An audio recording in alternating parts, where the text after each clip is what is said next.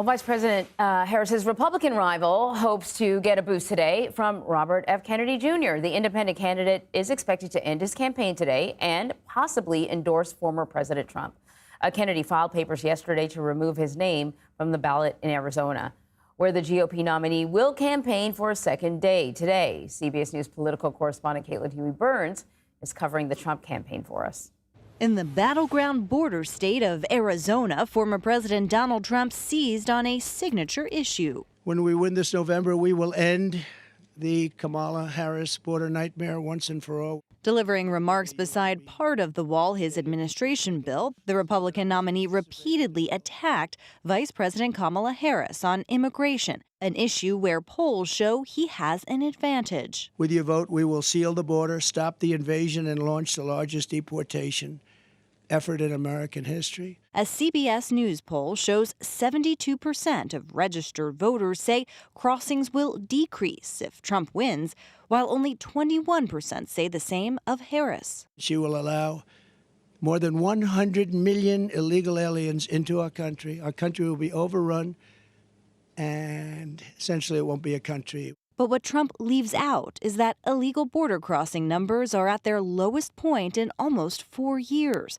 due in part to executive actions taken by President Biden in June. And Democrats say Trump is helping to perpetuate the problem by killing the bipartisan border deal earlier this year. And tonight, Trump returns to Arizona for a rally and has announced he'll be joined by a special guest. Coincidentally, also in the state, independent presidential candidate Robert F. Kennedy Jr., who may suspend his campaign today and endorse Trump. There are rumors that he's going to make an endorsement. That would be a great honor for me. So for more on this, I want to bring in CBS News campaign reporter Jake Rosen. So, Jake, if RFK Jr. does endorse Trump, what type of supporters will likely gravitate towards Trump? Because as you know, there have been polls, back and forth, and on any given day, depending on the poll, either, his supporters would go to Kamala Harris or they would go to Donald Trump. So who's likely to go to Donald Trump?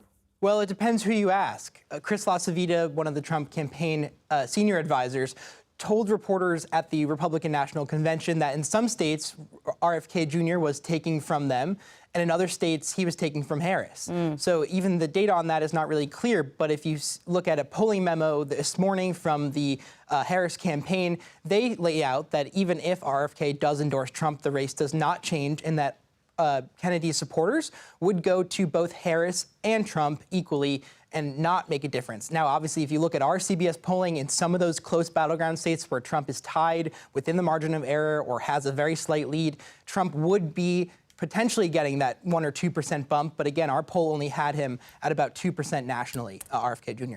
All right, let's talk about immigration. Last night, Donald Trump appeared on Fox News where he responded to Kamala Harris's DNC speech. I want to play a clip.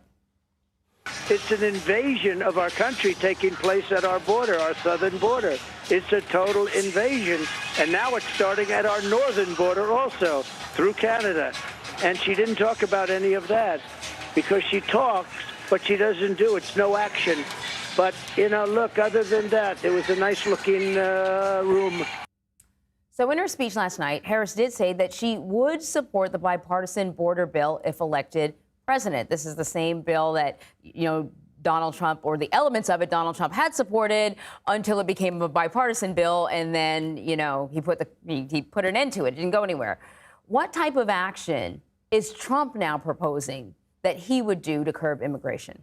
Well, we know, Anne-Marie, obviously, and have heard for years about the border wall and Trump's plans to potentially deport millions of illegal immigrants in the United States. But yesterday at the southern border, we saw Donald Trump roll out a new kind of set of policies on the periphery of that, which is increased penalties or death penalties for drug traffickers and sex traffickers who bring people in to the United States from other parts of the world.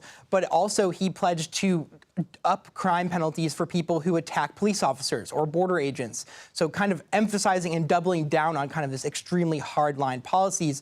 But as you pointed out fairly, Anne-Marie, Donald Trump and some of those policies that were in that border bill that was killed would have boosted resources to Customs and Border Patrol, would have sped up some of those asylum claims that Joe Biden took executive action on. But again, that was not a comprehensive and long-term bill like that one would have been. All right, Jake Rosen, thank you.